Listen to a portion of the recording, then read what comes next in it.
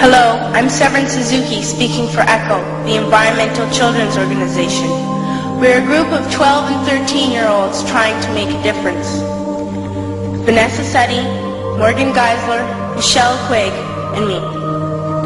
We've raised all the money to come here ourselves, to come 5,000 miles to tell you adults you must change your ways. Coming up here today, I have no hidden agenda. I am fighting for my future. Losing my future is not like losing an election or a few points on the stock market.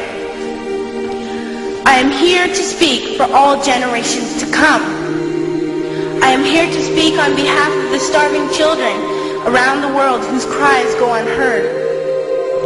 I am here to speak for the countless animals dying across this planet because they have nowhere left to go.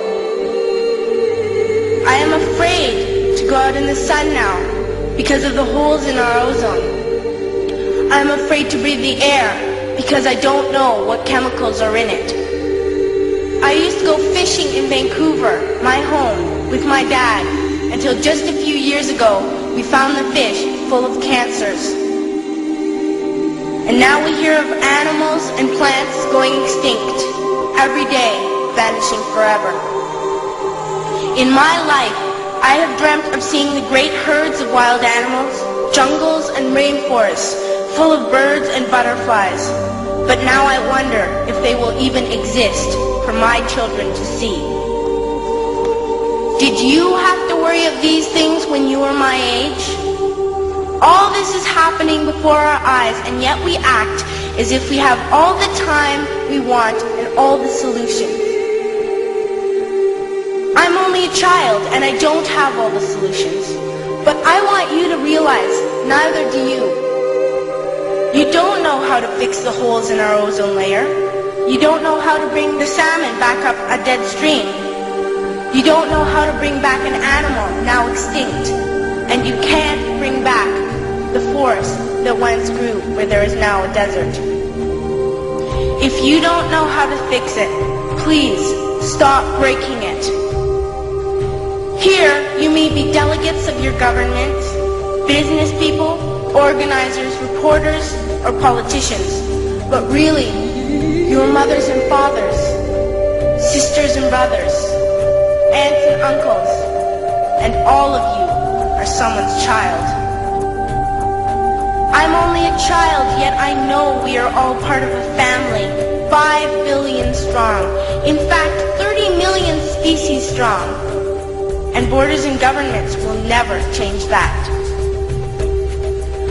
I'm only a child, yet I know we are all in this together and should act as one single world towards one single goal.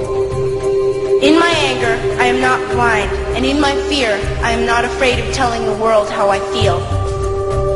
In my country, we make so much waste. We buy and throw away, and yet northern countries will not share with the needy. Even when we have more than enough, we are afraid to share. We are afraid to let go of some of our wealth. In Canada, we live the privileged life, with plenty of food, water, and shelter. We have watches, bicycles, computers, and television sets. The list could go on for 2 days. 2 days ago, here in Brazil, we were shocked when we spent time with some children living on the streets. This is what one child told us. I wish I was rich. And if I were, I would give all the street children food, clothes, medicines, shelter, and love and affection. If a child on the streets who has nothing is willing to share, why are we who have everything still so greedy?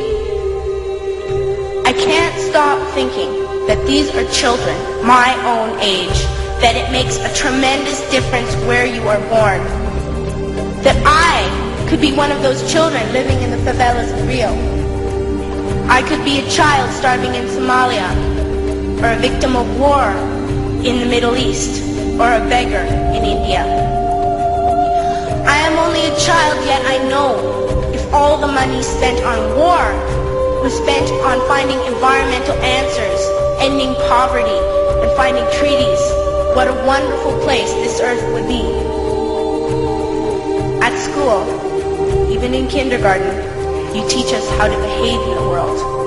You teach us not to fight with others, to work things out, to respect others, to clean up our mess, not to hurt other creatures, to share, not be greedy. Then why do you go out and do the things you tell us not to do?